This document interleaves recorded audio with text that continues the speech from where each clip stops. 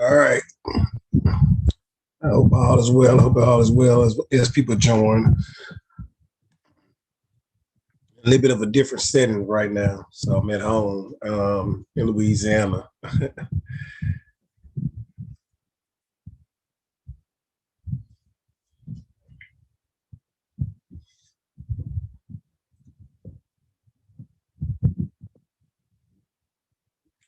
Thank you all for being on time. Time is 8 o'clock. Appreciate everyone that's on time. For everyone on as a mother, happy belated Mother's Day. Yeah, and I hope you enjoyed your day yesterday. Thank you.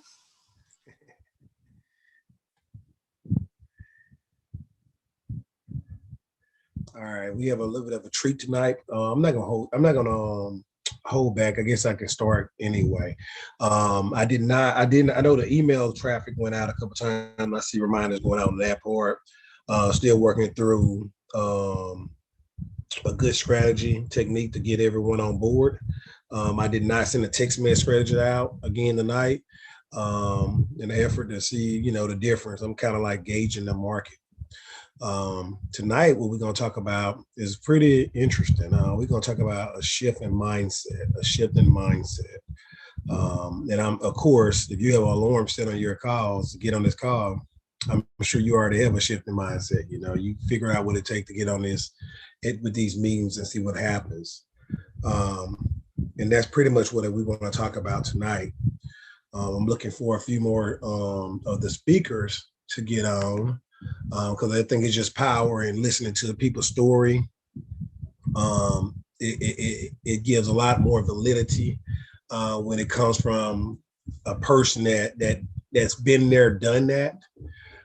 So as you transition to own your own business and start something from scratch and do things that you thought could possibly be impossible.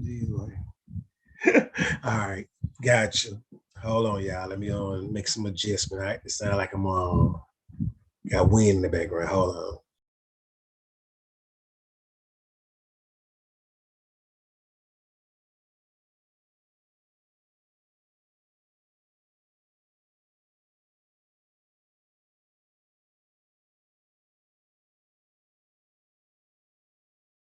All right, there I go. So that's the win. All right. I'm at my mom's house. I had to come to the back. The electrician just popped up and they're working on some electric work. And I like, oh man, I had to shift. I was in her kitchen at first and I had to shift, come to the back. And it's a little bit warm back here. So that was a fan you were hearing. So anyway, guys, pretty much the ideal is tonight to just talk to some real live people that started off from their own thoughts and talking about where they were, where they at now, and the difference it made in their life by taking risks and investing to themselves. Being a real estate investor is being any kind of investor, being any kind of entrepreneur, being any kind of business owner, period, is definitely a challenge because we was raised to work for people. We was raised to go to college, get a good job, and work for someone else, and get a good career and depend on a good retirement, right? So when you get out to the point where you saying that, hey, I'm important and my efforts are worth this amount of money, that's pretty much what you're saying when you become an entrepreneur, when you become an investor, right? You're saying that, hey, I understand that everybody can do this. I understand anybody can do this, but I understand that I can make more. I'm worth more, and I can name the number that I should be. And when you get to that point, you sometimes feel like you're on an island by yourself, and you sometimes feel like you don't have anyone else that understand you or gets you, right? And that's where I wanted some people, just common people that did not wasn't born with a silver spoon in their mouth, wasn't born wealthy, didn't inherit money, but they established a system and they move forward. And that's the most important thing, establish a system and moving forward. And I'm not going to try and tell their story. I want them to tell theirs. One of the guest speakers, she ain't showed up yet, but one of them did. So the one that showed up, we'll go ahead and start talking about her right now, and kind of more like an interview, y'all. This is more casual conversation with the hope that you get the intent from it. I just wanted to lay kind of like a baseline for it. For those who looking on YouTube, please like, share, subscribe. Thank you for the new people that's on tonight, names I haven't seen before. We're steady growing this thing. I found out what was taking so long. So look, I don't care how many, I have at least 5 LLCs and still can't get this right. I'll be honest, I'll tell y'all that, right? For like 2 weeks, I'm like, why haven't they approved my LLC? Because I only did the first step. I hit the name reservation. I did not go back and transfer the name reservation to the next part. So that's what the delay was. So I was wondering what was going on. And I like literally got 5 LLCs and still can't get it right. So just proof is in the pudding. All right. We make mistakes. So Miss Clay, we're going to go ahead and pivot and start talking to you more in an interview format. How you doing? Well, how are you all? I'm so glad you can join us tonight. We're doing well. Happy belated Mother's Day to you. Thank you. And to everyone else that joined the call a little late, I already said happy Mother's Day to you all as well. So I just want to make sure everybody know that we appreciate you all and what y'all do, and being there, the strong person that's there for the kids no matter what, when no one else is, the mother really is. Absolutely. So we're going to do this more of like a interview part. But first I want to get the floor and just tell everybody pretty much who you are and what make you, the person that's good to listen to for this scenario that I kind of gave you the background on. Yeah, so hi everyone. I see so many like no faces. I'm so used to interacting and engaging. So guys, for my segment, if you can, I understand if you're busy and not pulled together just yet. If you put on your camera so I'm not talking to myself, I'd greatly appreciate it because I'm kind of an interactive kind of speaker. But nonetheless, my name is Diseree Clay. I'm the Des of Des 360. I'm a master certified transformation coach and a speaker, trainer, and coach with the John Maxwell team.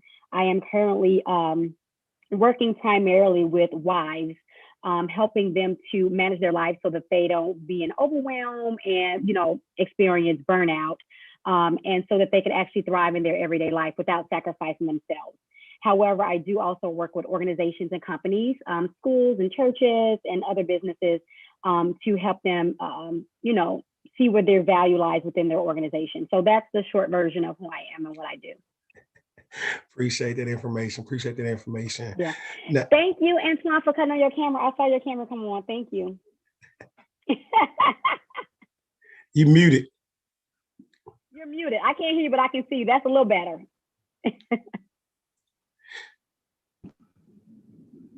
No problem, Ma. Thank you. Okay. I'm sorry. I like to talk to people.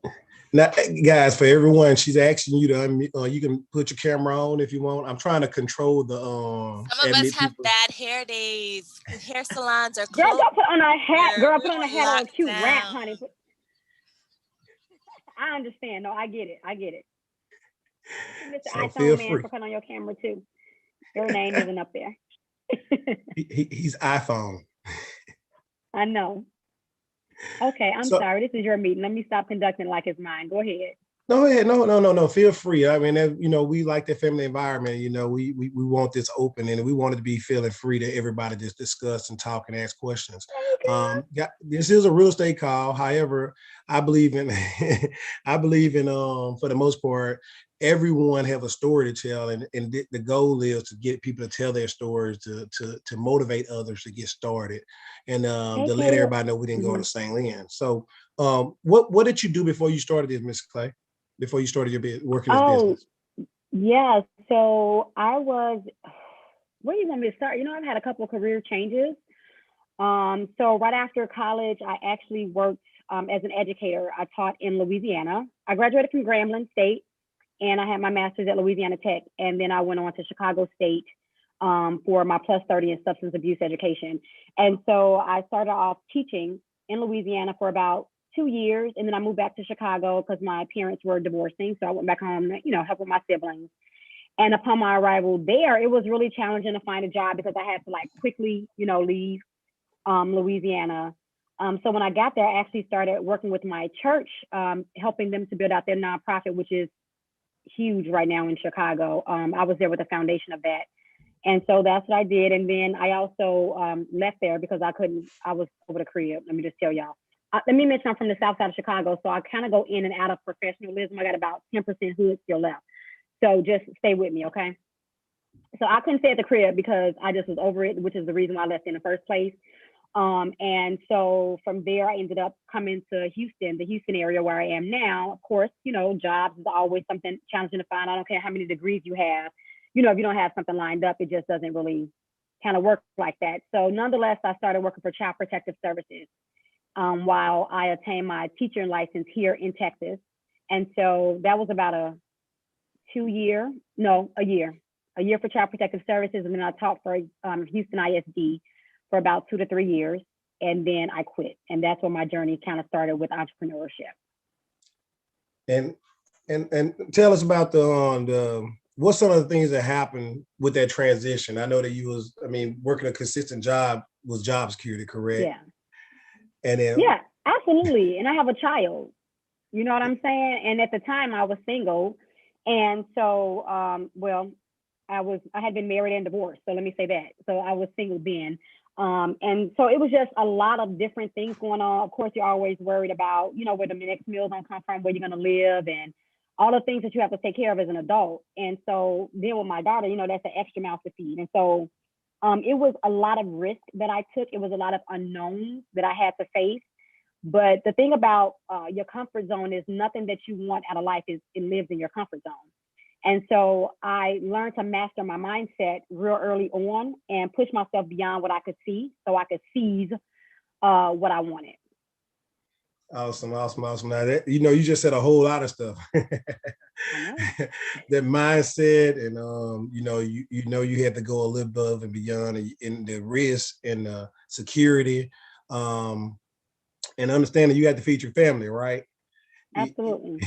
So how did you overcome all that? How do you overcome those challenges and those risks? What kept you together? Well, one of the things was, so I ended up quitting because I was tired of working for people. At the time I was engaged and I had been an educator almost 10 years now over the span of from beginning of graduation up until now, intermittently. And so I had taught everything from pre-K, daycare really, to high school. I was just over it. And this particular time of my life, I knew that I was being forced. God was forcing me. I'm a Christian, so if I offend you, I apologize in advance, but I love the Lord. What's in me comes out. And so sometimes Jesus spills out. So let me just preference that my statements because Jesus is about to come up in this conversation. So if this ain't what you like, you might want to log off or walk away, go get you a snack and come back. I won't be long. But so it was God was forcing me to do more, and I didn't know what that more was. I just knew that I wanted greater. The Eric Thomas says he wanted success more than he wanted to breed, right? He wanted to breed, more success more than he wanted to breed. But for me, I didn't even know what success was. I'm a girl from the south side of Chicago who just decided to go for it, right? So I really didn't know what success was or what I wanted. I just know I wanted more. And so for me, as I wrote in my book, I just wanted better, whatever better was. And so this was another point in my life where I had to make a decision. Do I continue to settle and be miserable? Because I literally was miserable inside the classroom. And I taught in urban communities all the time because I love my Black kids. My little Black and brown kids look like me. And though I was qualified and I could teach anywhere and had offers, I decided to stay in those, low socioeconomic status environments. But with that comes a lot of responsibility and a lot of stress because you don't have the resources you need and things like that, right? And so HISD was trying to have me do some things that I didn't necessarily agree with. And so I decided that I would not be a part of the problem in our Black community, and I resigned on Christmas. And my husband, my now husband, who was my fiance, he's on the line, DJ. Hey, babe. He was like, just quit your job. Now, I told y'all I'm from the south side of Chicago. I was like, I can't say what I really said, but I was like, boy, but I said the other word, you know what I'm saying? I was like, I'm not about to quit my job and be dependent on you because we're not even married yet. My mom ain't raised no fool, basically. I'm good. And so he was like, no, just really, I got you. And I was like, oh boy, I was like, I'm good. So I went back to work, and it just got increasingly worse. It was like I was at a point of do or die, literally. It was like I was suffocating every day. And this started to show up in my work, the way I treated the kids, the way I treated myself, right? Because sometimes we settle in life, even though we know we deserve better. It's real easy to settle because it's comfortable. It's easy. We know what to do. It's a routine. And so nonetheless, I quit. And then within that year is when I wrote my first book and published my book. That was in 2015. Okay, great. I mean, and I'm sure that everybody on this call can relate to a lot of stuff you're saying about, hey, I'm going to work. I need a concrete job. I need security. However, I don't want to do this. Leave this for what? It's fear. Who gonna take care of me? You gonna take care of me? We not married. You want me to trust you? Yeah. You want me to go out and step on my faith? But however, I'm going to work and I feel like I'm suffocating. I feel like I can't get farther because I can't get past my mental block that I don't want to be here and you're not paying me for the way it's worth. And what you said earlier was that I think I heard the system is set up to make people not only be successful, but not to help people to be successful, quote unquote. Yeah, it's only so much you can do at a job. Like there's a cap. Like even if they give you a raise or promotion, just let me say this: you will never be part or living next to your boss. You never make it to where they are. They're not going to allow you to. And so, having said that, it was like I had to do something different, and I did it, and it was scary as heck. Like I was terrified every day. I woke up like, now what am I supposed to do, God? What am I supposed to do? I have been working since I was 14 years old in Chicago with a work permit from the Mayor Daily program, summer program, okay? So I've never had a job, and I have never depended on anyone, even in my first marriage. And then here I am getting ready to get married again, depending upon somebody with my child. So all of it made me very, very uncomfortable. But what it did, it made me stretch. And what you have to know about your mindset is that it's a muscle and you have to work it. And so every day you have to be intentional about your growth. Growth on the inside of your mind fuels growth on the outside. So you can't just wake up every day and decide that you're going to do the same thing every day. You have to challenge yourself, challenge your mind, and your just well-being to say, you know what, I want more, so I'm going to do whatever is necessary to get more. What I like to say is, think big and start small. You got to think big and start small. We wake up, and I know you guys are in real estate. This is a real estate call. My husband and I, we, dabble in real estate as well. And, every day you have to manage your thoughts because your thoughts actually manage your life. And everything starts small. Everybody wants to be a multimillionaire. I do. I'm on the way. I'm not there yet, right?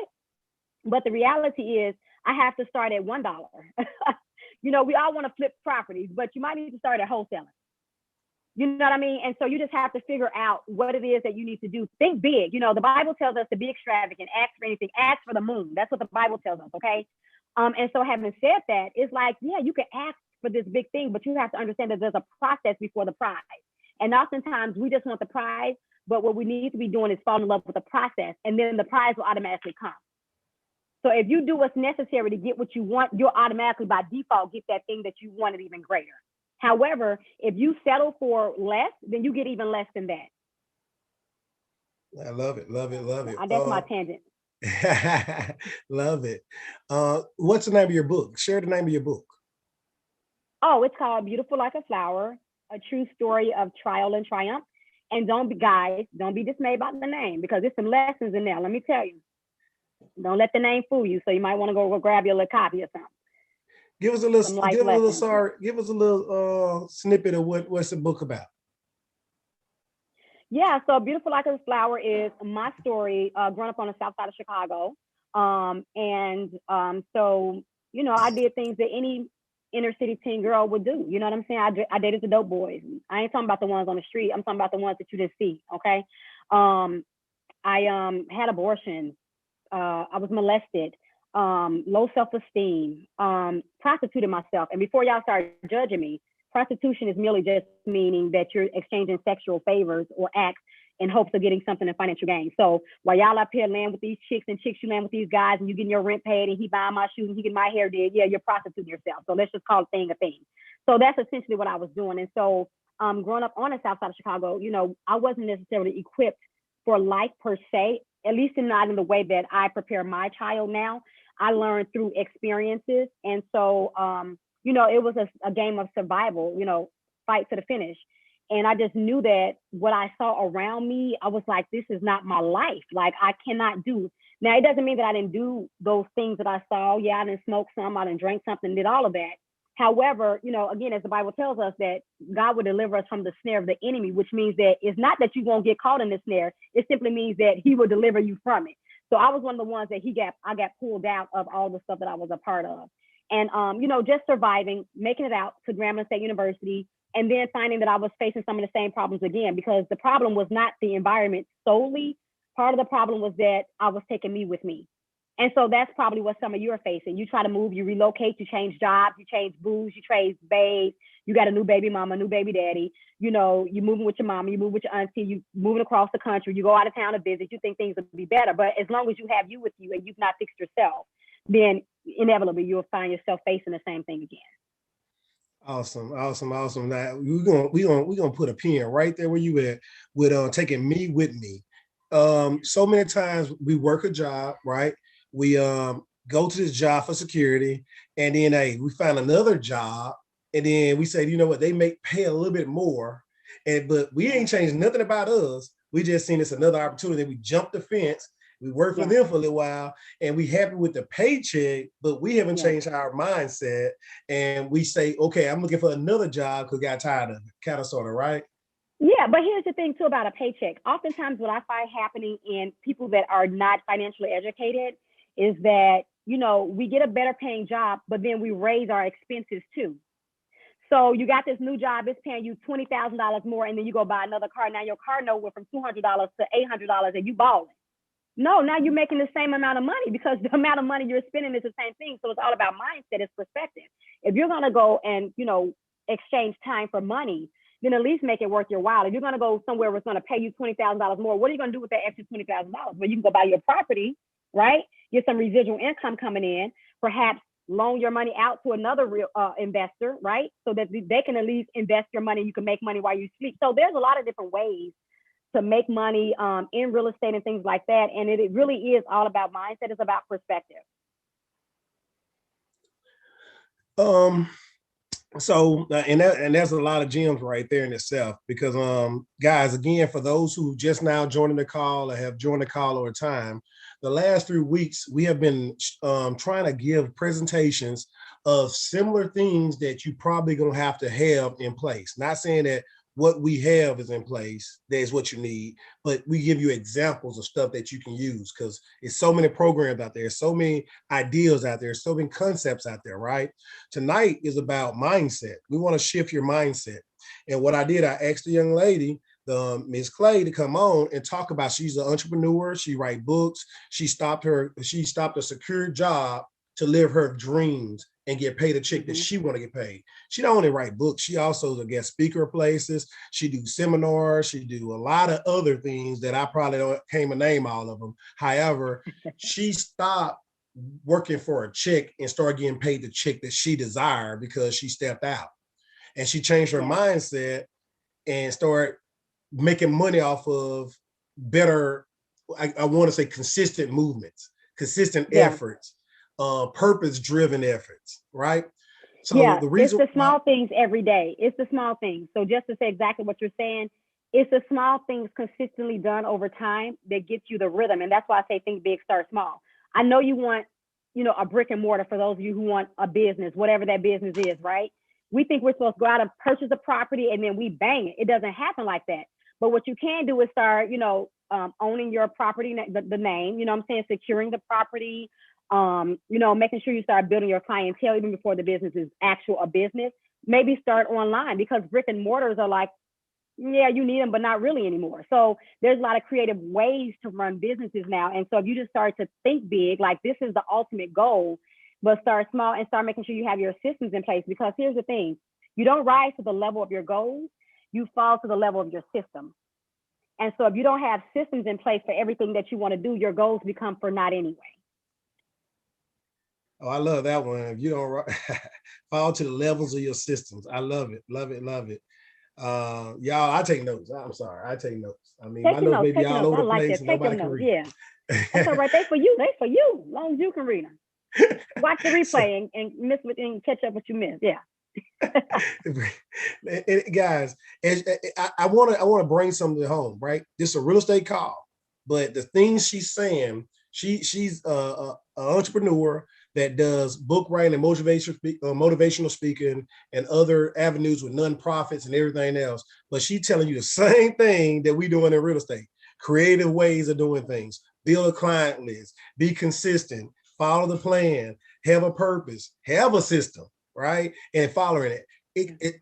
A business is a business, no matter what kind of business you are. And until you start treating your name as a business, then you really doing everything in vain.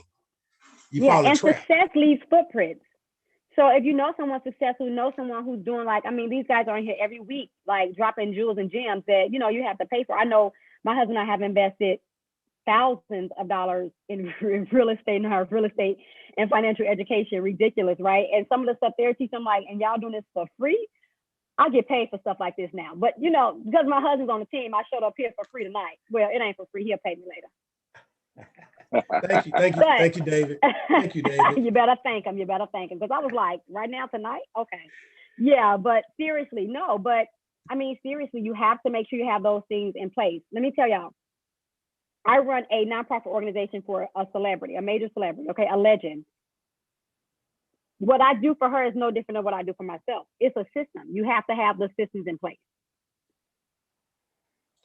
So, and let me see what I wanted to go with that. I forgot. I'm sorry, I cut you off. I'm one of them kind of girl. I'm from the South side. I jump in a rope like double dutch. You know what I'm saying? So you gotta keep up with me. Nah. We appreciate you, y'all. Oh yeah, that's what I'm about to go with, guys. I literally just talked to her about an hour ago. She was in the car driving, taking care of business, hollering at the family, and said, "Hold on, right quick, LT. Let me talk to this person there." I said, "Look, all I'm asking for is you to get on a call, and it's gonna be like an interview. That's it. It's gonna be like an interview. I want to talk about your story, talk about what you're doing, and the reason for this is to help you all take action. If you're on the fence thinking that, hey, I really want to get in on this, guys, I'm getting criticized like crazy about selling this program or this coaching thing for $2,000.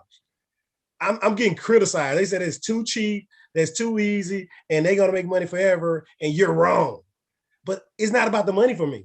It really not. It's about you investing into you for you. And it's about you getting started for you because we're giving it away for free. I got a call. I'm off work, y'all. I took leave. I want to surprise my mom. I came home and I surprised my mom for Mother's Day. And I took the week off. So now all the people I ain't talked to in like 3 or 4 weeks, I'm calling them back because I don't have time to talk to everybody.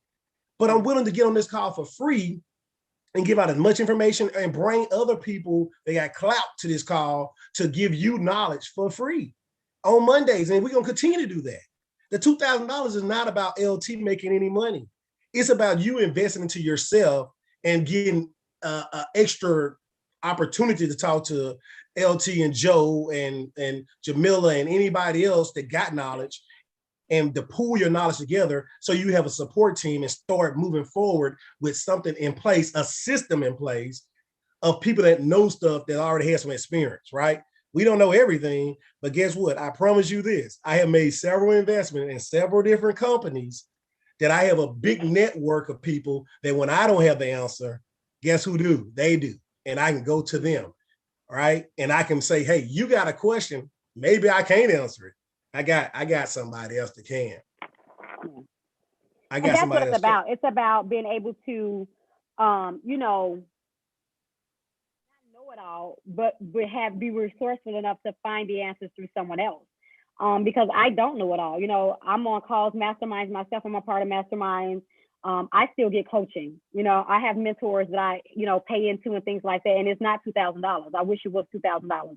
They could have got that check from the start. I wish it was $2,000. When you just said that, I'm like, that's it. But even in my own coaching program, I have tiers and levels of coaching. You can get a la carte things. You can get your one-off session. But I start off with something like, an hour of consulting, $200 an hour, because my time is valuable. My time is what you're not paying me for how quick I can give you a solution. You're paying me for my skill set, my knowledge, and how long it took me to get it. And I have a master's plus 30 plus certifications with John Maxwell and everything else. So I have invested a very pretty penny on, my personal and professional development. And so when you're a part of things like this, a mastermind of sorts, you know, when you invest in it, you take it more seriously. When people give you stuff for free, you treat it a certain way. You know what I'm saying? Like, girl, she gave that to me for free. But when you put your coins in it, you put your money bag on it, oh, you showing up to every mastermind, you go value everybody's minute, everybody's second, everybody's hour. You go get all your questions answered. There's an investment of not only money, but time. And so oftentimes what we do as people, we value finances more than our time, when we really should be value our time, because if you get more time, you can make more money. But so because people have that mindset, you have to charge what your services are worth.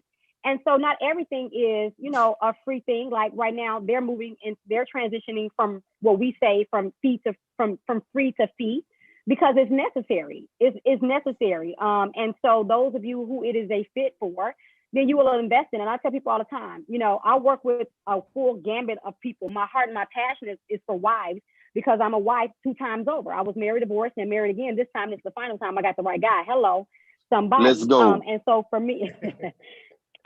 for me, that's what my passion is, because I know that I've been burnt out before. I've been overwhelmed before. And so right now, the reason why I'm able to sit here before you right now within an hour time frame, I was literally on our way to our daughter's award banquet for cheer. And I had my sons in the car, and then they moved it and we had to go somewhere else. Guess what? I came home, they'd already had dinner. I put them to bed and I showed up here. Now I stay ready, so I didn't have to get ready. I just hopped on this call in my office. But that's because I have systems. This is what I do. And so I take it seriously. I'm never going to show up and be haphazard, because it's a representation of myself and because I am my business. And so you guys, even in real estate, have to take it like that. Every opportunity you get is an opportunity to connect and network with someone else, and to build your own database and your own systems around what you see is already being successful. And so I know for a fact, JT, Joe, and my husband, you know, these guys have put in work and hours upon hours, you know, and sacrifices upon sacrifices. And so that you can get the shortcuts. Like, you don't have to, you know, make all the mistakes yourself unless you just want to. But, you know, like if you could take a shortcut, take the shortcut. And that's essentially what they're providing here. And so it's just a matter of you taking massive action. And so I hate when people, I normally don't use that term, but I know that's a term that's really big in real estate. Take massive action. But what is massive action? Massive action is doing today what you can do today. Okay. There is always something you can do today to get started. Okay. You have a business name, look it up to see if it's available. You know what I'm saying? If you need to research something about a specific niche within real estate, look it up. There is always something you can do today. And that's what massive action is. Being intentional about daily doing something, because again, it is what you do every day that creates results. It's small actions compounded over time that get you to your goal. I like to say you have to ace your entire life. You have to assess where you are, create your plan, and then execute. It's just that simple. I mean, you just gave. And then sometimes you got to add an extra E and evaluate, because you got to go back, especially in real estate. It doesn't always work the first time. So this plan didn't work. It ain't the end of the world, okay? It didn't go through this time. Okay, the foreclosure up, you missed the deadline. Okay, there's a built property is everywhere. There's more than one way to skin a cat. And so that's what you have to do. You have to wake up every day and say, you know, I'm about to ace this. Awesome. I mean, like, honestly, I mean, spot on. Guys, I the whole purpose of this, I promise you, it's led up. I thought about this since Friday. Me and Miss Cynthia Scott, we talked this weekend and we said we're going to do it. Not only that, it's just the mindset of every day being consistent going to give you success. And if you get in this program with us, if you sign up with this program with us, you have to do the work. That's it. I don't want nobody to think that it's about, I can do the work for you. Joe can do the work for you. Jamila, DJ, anybody. You have to do the work. You. And if you do the work, you're going to get the success. A coach don't play basketball for no player. A coach don't run the football for no player. A coach is on the sideline telling the players what play to run. And when they run the play, correcting the mistakes or telling them you may should have did this, or the hole was right there, or come on now, dude, you didn't see him wide open at the goal. You should have passed. Yeah. They assist, they aid, and they guide. And then at practice, they have a plan rolled out, a blueprint out, and the players got to execute, right? Yeah. Everything she just said. the power of compound interest, small steps over and over again, multiplying, right? Let me read this. Yeah, if you guys are feeling us, because we don't see a lot of faces. If you're feeling us, I'm just taking over your meeting. I'm sorry. In the chat, just go ahead and type the word mindset. I just like to know that I'm talking to somebody and that I'm not talking to myself, and that something I'm saying is resonating with you, or that I'm adding value to your world, your space, your life in some type of way. And if that is true, just go ahead and type the word value or mindset in the chat. I'd appreciate it, because I'm just looking at the chat. I'm like, y'all ain't saying nothing on here. Come on, y'all. we got us one value. Yes, SL, thank you. Value, mindset. Yes, that's what I'm talking about. Let me know y'all on here, because y'all might be watching TV while we on here right now just to say y'all on here. Oh, I know what the people do. So I'm gonna read this out. This case logged in and ain't paying attention. I'm gonna read this out really quick. This is my Monday inspiration I put on Facebook and Instagram, and I send to my soldiers, my team. Everyone wakes up at different times. This applies not only to physically, but mentally as well. It is always best to let people wake up as naturally as possible so that their journey can start as smoothly as possible. I know you're excited and it's hard for you not to be their alarm clock, but think about a time when you were woken up abruptly, right? And how it made you feel. Now keep that in mind as you see them in a lighter or darker sleep. Moral of the post is, if the house isn't burning down, let them sleep in. Even if it's longer than expected, they will be in a better mood when they come to. You can also accomplish a lot on your own while they're sleeping. Some dream their life and others live their dreams. Food for thought. That's true. Yeah, because here's the thing. So I'm a transformational coach, because I don't, change is great, but change you can kind of revert back. Like, I changed my clothes. You can go put back on the other clothes, right? But when there is a true transformation that takes place, you cannot go back to the original form. It's almost impossible. You can't go back. So we in the coaching space, in educational world, we like to use things like butterflies as an example, and flowers, right? Beautiful like a flower. Because a flower can never go back inside of a seed. A oak tree can never go back inside of a seed. It's going to continually progress.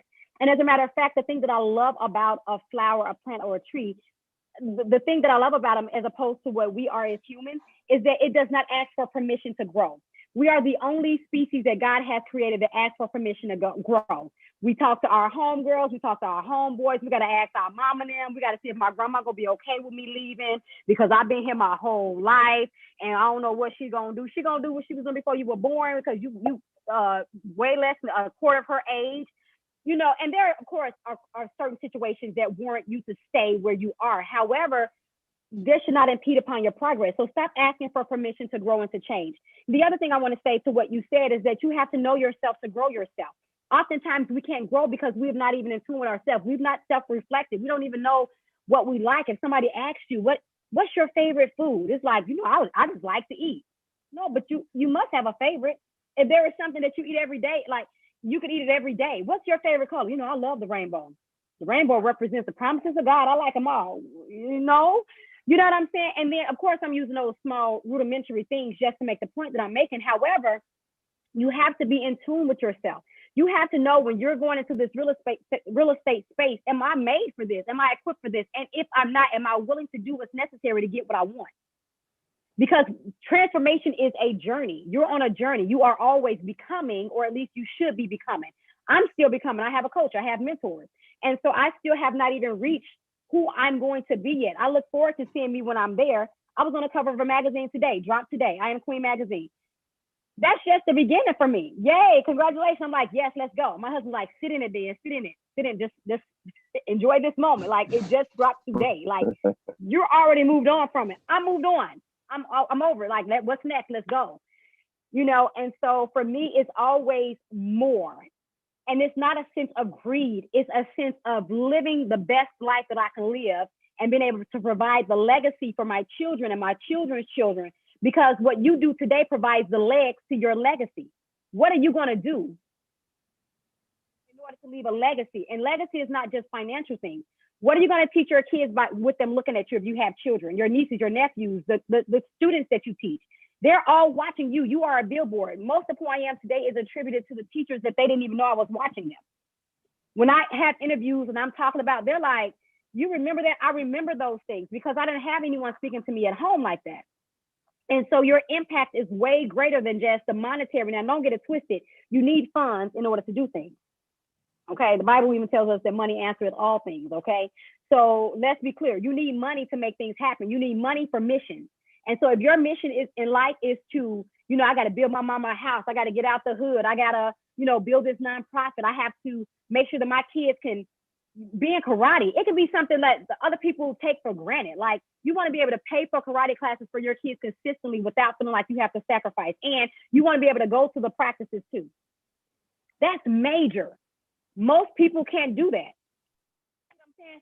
That is major. Like there was a time when I would have to ask my principal if I could miss like a school assembly so I can go to my daughter's assembly.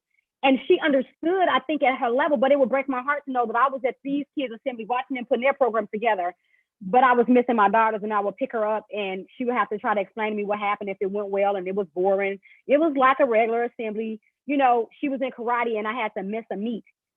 So those pivotal moments that, she would have to come home and wait for me to get there. I'll be there in 10, 20 minutes and I'm praying that nothing happens, because she's a latchkey kid. I was over it.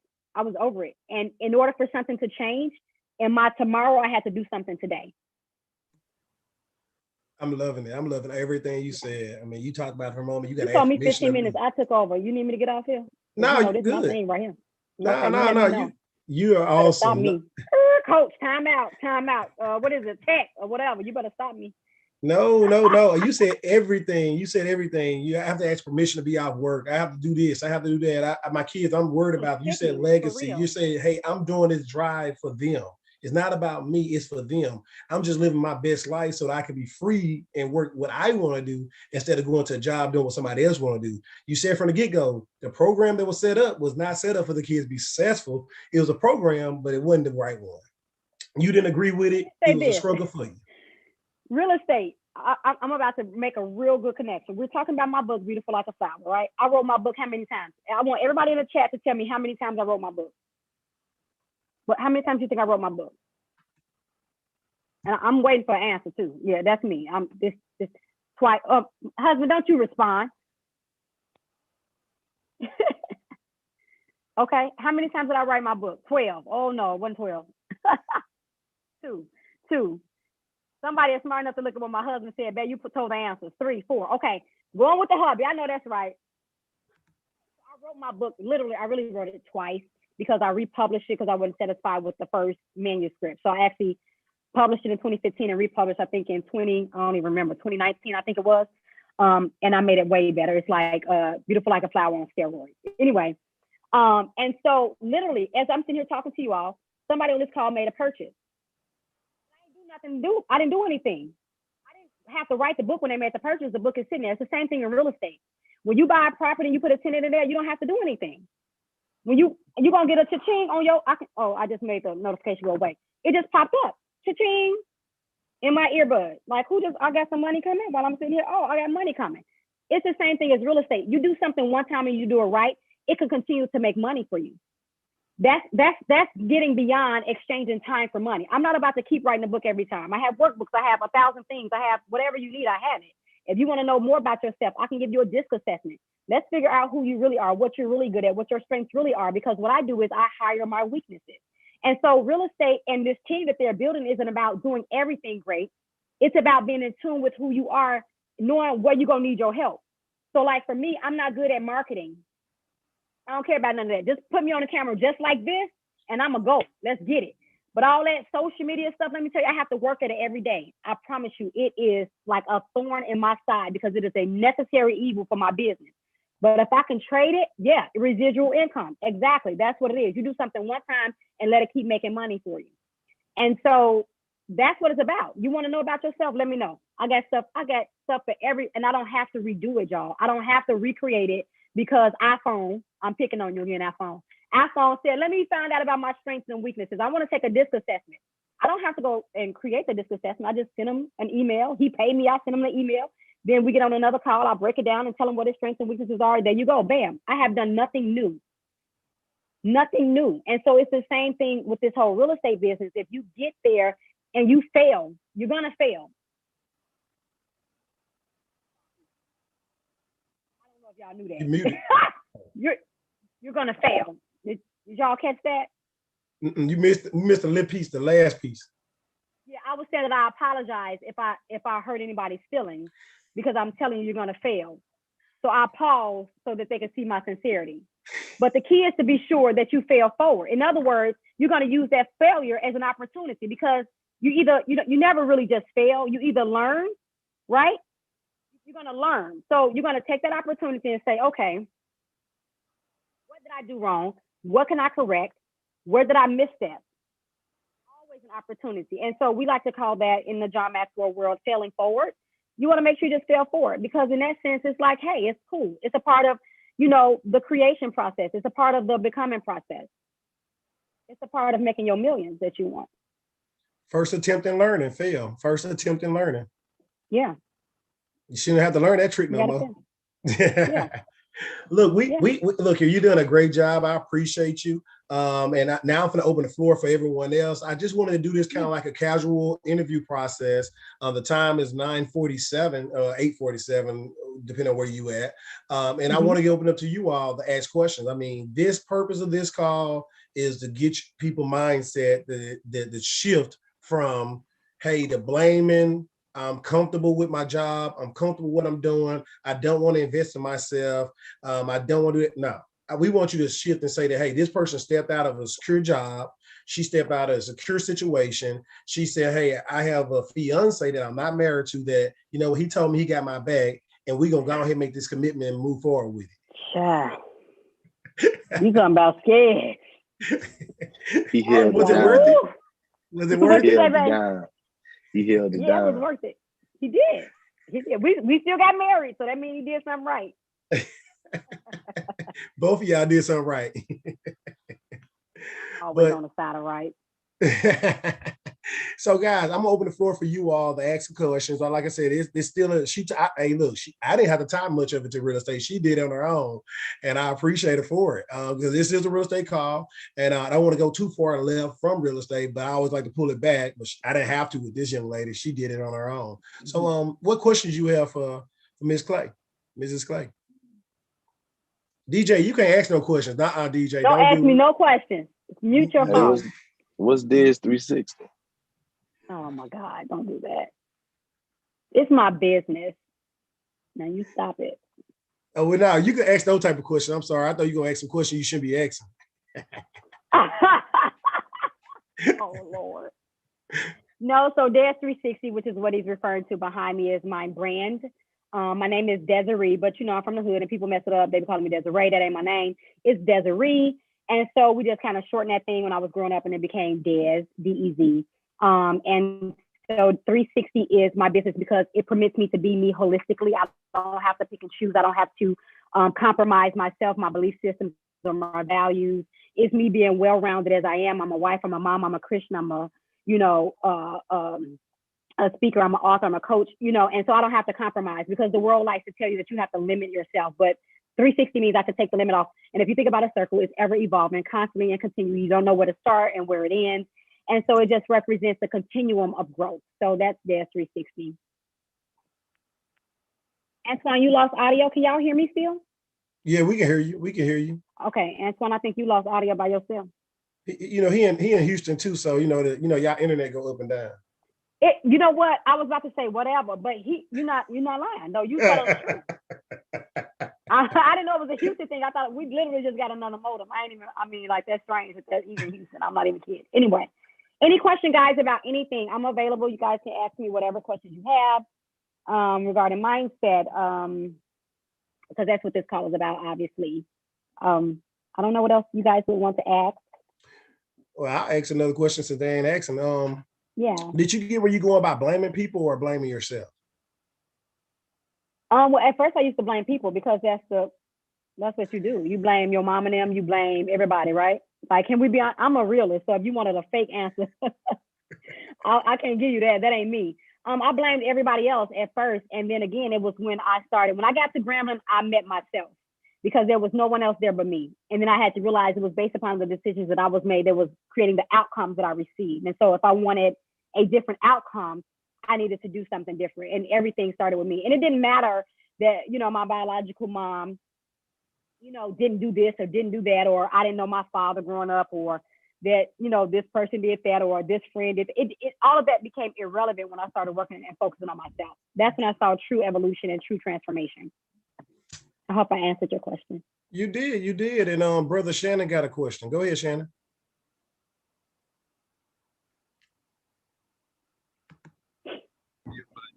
Hey, what's going on? I had kind of inserted it in the chat as well, but I reiterated. I was just wanting to ask you, based off of the nonprofits that you actually work for, celebrity for, as well as yourself.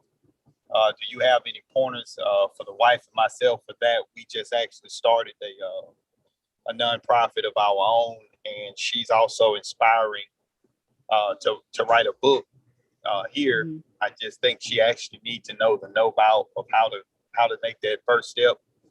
And the only other question would be, is it possible to purchase real estate through the nonprofit? Okay, so LT, you want to answer the purchasing property through nonprofit? I have no idea that answer. Okay, so I am not really sure if a nonprofit can own property. I think it just depends on what state you are in, because each nonprofit is set up differerly. And then, of course, if you have 501c3 status, because you can have a nonprofit and not be 501c3 status. And what that just means is the federal level of status where you can get different funding and grants. So like right now, I have a nonprofit that I've applied for 501c3 status for, but right now I'm legally a nonprofit in the state of Texas. And so I'm not really sure, honestly, so I don't like to give misleading information. What I would do is, I think it's nonprofit.gov. You can Google it and make sure you go to the governmental website, because it'll give you the breakdown of everything. And it's so much fine print. I don't want to mislead you, because the nonprofit I work for, we don't own property through it. We don't do that. And I've never even aspired to own property through my nonprofit. I'm imagining that you possibly can, simply because if the property is going to be used for the nonprofit, right? There might be a loophole there. I'm just saying, you might want to look into it a little bit further. In terms of just general information and pointers or tips, so yes, nonprofits can't see, so I was dead on. You can own a property. Antoine says yes. Any pointers for the nonprofit? The pointers would just to make sure that you are clear, concise about your vision, your mission statement. Make sure that you have all of your bylaws and all that kind of stuff written out. Make sure that your officers and your team is people that you can trust, because as a nonprofit member, they could vote you out. I don't know if people know that. Like, you know, you have a board, and like you become either a part of the board, and then also ensuring that if you want to get paid from your nonprofit, that you are not on the board, because as a board member, you can't get paid. And so a lot of people like to get nonprofits and say, I'm gonna make this money. Yeah, but you sit on the board too. So you can't be a decision maker and a financial maker. So you need to make sure that on your board, you make sure that you have at least one person that has your best interest at heart on the board. And then I would also avoid putting your spouse on there because it could become a conflict of interest later, should there be any issues that arise. And so you might want to just have your BFF on the board, and they ain't really got to know it's your BFF, or your auntie or somebody. They ain't got to know nothing about nonprofit, but you want to know, make sure that they understand that if it's a meeting going down and they get ready to vote you up out of there, Shannon, there's somebody gonna be like, oh, nope, nay, disagree to whatever they say, okay? Because those people also determine how much money you make. If you want to say you want to increase your salary because at first you only made $20,000 for the nonprofit, then you acquired your 501c3 status, and now you're making $1 billion, and now you want to increase your salary to $100,000 so you can quit your job. And they're gonna be like, well, no. The answer gonna be, well, no, because this is the board that you have appointed for the nonprofit, and so you are not an owner of your nonprofit. A nonprofit is an entity it is owned by the board, not by you. And that's a lot of misconception about nonprofits. And in terms of her book, the pointers, I'm not sure what her book is about, but make sure that if she is planning, it's a couple different things. So maybe she just needs to contact me for a consult on that. I don't want to take too much time on a book, but there's a couple different routes you can take, whether she's going to self-publish or trying to or trying to like go through a publishing company. Like there's a lot of different things and ways. I self-published. And so I can give you all the ins and outs, you know, acquiring your ISBN number if you want to, you know, sell your books, like have tangible, like hard copies, like of your books. I don't like to have my books sitting around. This is just like a copy I have in my house, but I don't have books sitting in my house. Antoine, your book is not coming from me. It's going to come from the people that ship my books, because I don't want to deal with all of that. The business, it needs to run itself. Systems, guys. I literally can go to sleep and your stuff gonna get shipped to you. It don't matter if I wake up and ship it or sign it or none of that. It's gonna get to you. And so just a lot of those small things. But she can contact me, Des at Des360.com. I'm sorry, LT. I just don't want to not answer his question. And I'll give her like a 15-minute consult on a house and answer any questions she has. Awesome. No, throw it out there. I mean, whatever you can do to help. That's what we all. Each one help. Somebody say something? As well, also nonprofits with foreclosures, nonprofit gets first choice before going to general public. So nonprofit can purchase homes, just as Antoine said. Sound like you just trying to make you a power move in right there. You said nonprofit get what? Because I need to look at me. What you said? Nonprofit get what? They can they get the first deal on foreclosures. So when a foreclosure home come up, nonprofit get the first deals. So, hey, look, what I said, you don't got to know everything. You got to know people that know everything. Absolutely. And know how to find the information. That's it. So, Shannon, I hope I answered your question. Any other questions? Any other questions, guys? We got 3 minutes. Caleb, your mind is racing. What you got to say? I'm looking at you. What's your question? What you trying to ask? What you trying to figure out? Because that mind is just going. Oh, I'm trying to figure out what to ask. No, I don't have any questions right now. I'm just thinking. I'm trying to figure out what to ask. Uh-huh. Look, I really appreciate your time. I really appreciate you doing this on short notice. We did have a few people that's on board to do this tonight. And when DJ gave me that advice saying that, hey, my wife ain't second fiddle to no one. She can do it by herself. She got this. Well, this is what I do. I eat, it's what she do, man. Right, it's what she do. And like, I do when I ain't even trying to do it. It's who I am. You know what I'm saying? Exactly. So no, I appreciate it, and I'm sure Miss Cynthia, she came on later on, and I'm sure she get it and got it, and we definitely gonna use Miss Cynthia again later on. But I know she know that. Hey, when she start hearing you talking, like, oh, no, I don't even need to butt in on this one. Yes, indeed. So look, guys, like, share, subscribe, send more people. Just throwing that plug out there again for everyone don't know. The whole purpose of this call was about shifting your mindset, you know, getting you to the point where you want to invest into yourself, understanding that, hey, this young lady right here got a coach. She paid people to coach her. When I said $2,000, she was like, that is nothing. I'll write that check right now, right? To have a coach to help you. I get criticized by so many people saying you don't know your value, you don't know your worth, you're doing too, you're charging too less, you killing the game by doing something like that. I'm not trying to do this for money, guys. You reinvesting. The money you give me is reinvesting to the knowledge I paid for. That's what you're doing. You're reinvesting into the knowledge I already paid for. And you're getting the same knowledge I got that I paid a lot more for pennies. But you're getting a family. You're getting a family environment, somebody that wants you to win no matter what. The only way you're going to lose it, you don't do the action. Yeah. Coaches don't lose games. Players do. The coach on the sideline just saying, you didn't run the play. You didn't do this. Or they saying, I got to figure out how to get you to do this. Or I got to figure out how to help you understand why it's important to do this. That's what I did as a coach, and that's why I won as a coach, because I didn't blame the player for losing the game. I blamed myself for not being able to get the player to buy into what I said do and do what I say do. That's what I blame. And now I'm just asking you all, shift your mindsets to the fact that you don't want to work for somebody else. You want to work with somebody that can get you to work for yourself if you so choose to.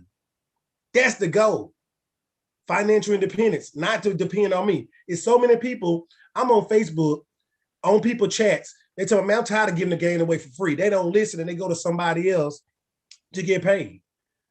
Somebody else get the business. I said, But what you give out come back 100-fold.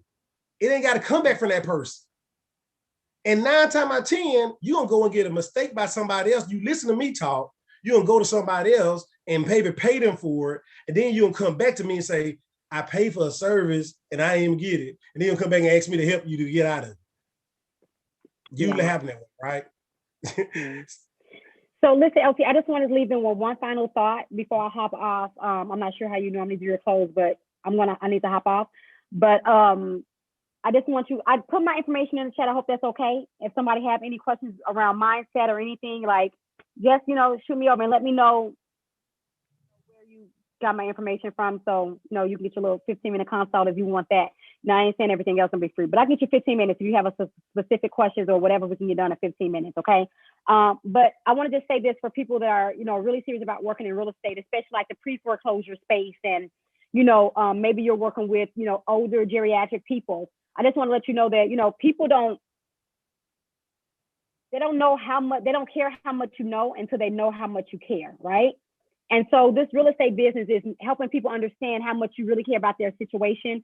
It's not just about receiving, it's reciprocated because you literally have the ability to save someone's life and help them get a fresh start. So while you're out seeking your fresh start, think about it in terms of this is an opportunity for me to help because, when you give, right, your hands are open, then you are in a position to get yourself. So remember, people don't care how much you know. You can tell them about all the options they have, but until you say, you know what, Ms. Johnson, listen, you're not the first person who's been in this situation. I get it because people are embarrassed, they're ashamed, they're going through divorces, they've lost family members, you know what I'm saying? And so you need to show compassion. And then I promise you to be reciprocated in a financial way. So thank you guys so much. My information is in the chat. LT, I'm going to hop off, babe. I'm hopping off. Thank you all so much. I hope that something I said tonight added value to you all, okay? Thank you so much. Bye, y'all. You're welcome. All right, guys, I'm not going to hold you longer. Just like, share, subscribe. We got one more week, and then pretty much the 30th is upon us after that, and we'll start our first class. Hopefully, everything will be in place for the money. I'm sorry, they work. I tell you, they're doing electric work in the back, other room, so I moved around a shift and stuff. All right, love y'all. Y'all have a great one. Happy belated Mother's Day to all the mothers on the call. Y'all have a great one. We'll talk soon. Bye. Thanks. Thank you. Thank you.